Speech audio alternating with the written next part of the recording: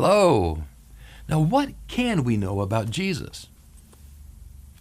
In this video, we will explore a little further into who Jesus is by continuing our reading of John chapter 2, verses 12 through 25, and then touching on 6 characteristics of Jesus that are mentioned in this passage.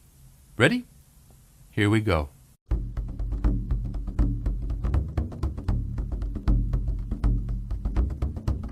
My name is Charles Yerkes, and this is the Simple, Not Shallow YouTube channel. And the whole purpose of this channel is to bring you digestible, compelling, and conversational insights into the Bible so that you can develop a relationship with God by learning how to love simply, wisely, and well. For that is where excitement and meaning in life dwell. So what can we know about Jesus? Well, let's begin by reading John chapter 2, verses 12 through 25 from the World English Bible. Now after this, he went down to Capernaum, he and his mother, his brothers, and his disciples, and they stayed there not many days. For the Passover of the Jews was at hand, and Jesus went up to Jerusalem. Now we found in the temple those who sold oxen and sheep and doves, and the changers of money were sitting there. And he made a whip out of cords and threw them all out of the temple, both the sheep and the oxen. And he poured out the changers' money and overthrew their tables. Now to those who sold the doves he said, "Take these things out of here, and do not make my Father's house a marketplace." And his disciples remembered that it was written, "Zeal for your house will eat me up."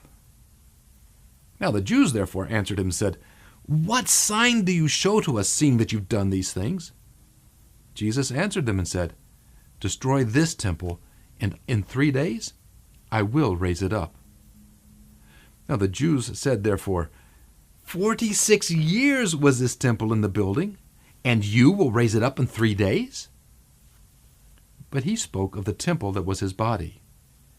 Now, when therefore he was raised from the dead, his disciples remembered that he had said this, and they believed the Scripture and the word which Jesus had said. Now, when he was in Jerusalem at the Passover, during the feast, many believed in his name, observing the signs which he had done. But Jesus didn't entrust himself to them, because he knew all people, and because he didn't need anyone to testify concerning man, for he knew what was in man. And that was John chapter 2, verses 12 through 25. Now, the first characteristic that I found is in verse 12. Jesus was a family man. No, I'm not saying he was married or engaged or any of that type of stuff. But what I mean is family was very important to him. Well, he traveled with his mother and his brothers. And while we do not get a very in-depth look into his family life, we know that here, at age 30, he not only was honoring of his mother, in our last video on verses 1 through 11, which I will link to in the video, description box below, but here we also find that he now travels in their company. See, and with all the talk that we hear about being the family of God, isn't it refreshing to see that Jesus traveled in the company of his family, that he truly cared about his mother and his brothers? Number 2. Did you notice in verse 13 that he was also a very religious person? See, he went to the Passover and to the temple. He was a religious person who honored his family.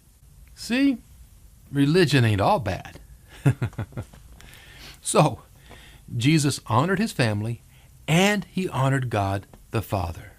Indeed, it was his honoring the Father that led him to take such stands as those found in the next 3 verses. This is where the merchants had set up shop in the temple itself, and not merely at a location near it, as had once been the practice. See, these merchants provided a necessary service for those traveling long distances. And in these verses, the problem is not with the service provided, but they were being provided in the temple at all, where worship should have been happening, not the buying and selling of items. It is also interesting that the only place where this could have been set up was in the outer court, or what is known as the Gentile court. That is the one place in the temple where the Gentiles could, well, it was the only place where they could come and worship God.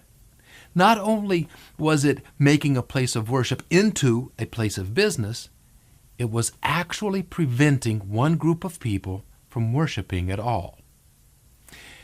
I am reminded here of Jesus' admonitions about not hindering the little children from coming unto him.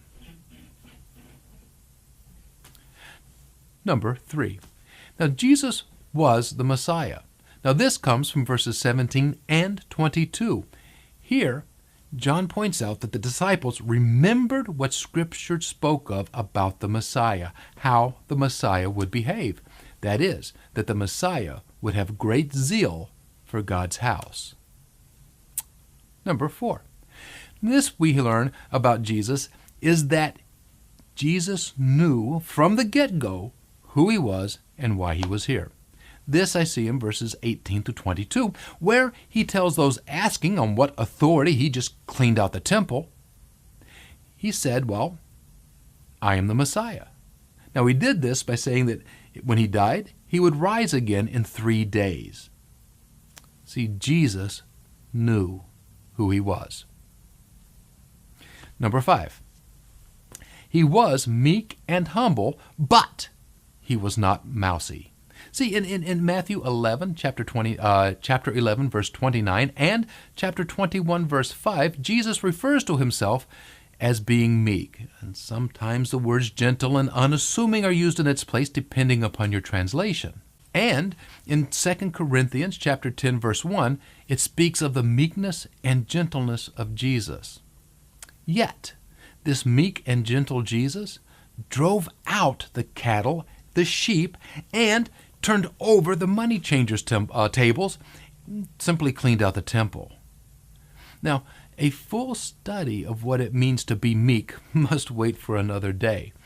But for now, it is enough to see that while being meek, he wasn't Mr. Mousy. I mean, he didn't come up to them and say, please, Mr. Money Changer, could you please, if it's not too much trouble, could you please relocate outside the temple? I mean, after all, this is a place of worship, and, well, it would be better if you could just please honor that. Please? No. This was more of a do not let the door hit you on the way out type of deal, right? Now, before we go too crazy with that, I did do some research into this passage in the 4 commentaries that I have mentioned in my other videos on John, and yes, I will link to those below. But I did find out that this need not have been too harsh or too violent or too aggressive of an episode. For as these commentators all state, if it had been too violent, the Roman authorities would have shown up to settle things back down. So what that means is, he was firm, assertive, and authoritative, but without being authoritarian. He wasn't too provoking in taking the stance. That's something we should probably think a little bit about. And number 6. 6. Jesus was very wise in how he lovingly dealt with people. See, even though more and more people were coming to believe in him, he did not entrust himself to them. Now, the first time I read this, in verses 24 and 25, it was kind of a shocking experience for me. I mean, isn't to love people to trust them, and shouldn't that go hand in hand? But, looking at the context, you could see that many believed in him because of the signs he performed, because of the miracles he performed, not because they knew who he was or truly loved him, right? They loved what he was doing.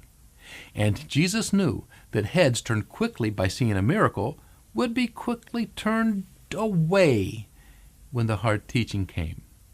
See, Jesus was not flattered into a false sense of security. He knew the score, and yet he was never spiteful, vindictive, suspicious, callous, or treated anyone in any other manner than that of a loving one. He was one who knew he could not trust people, and yet he still fully loved them.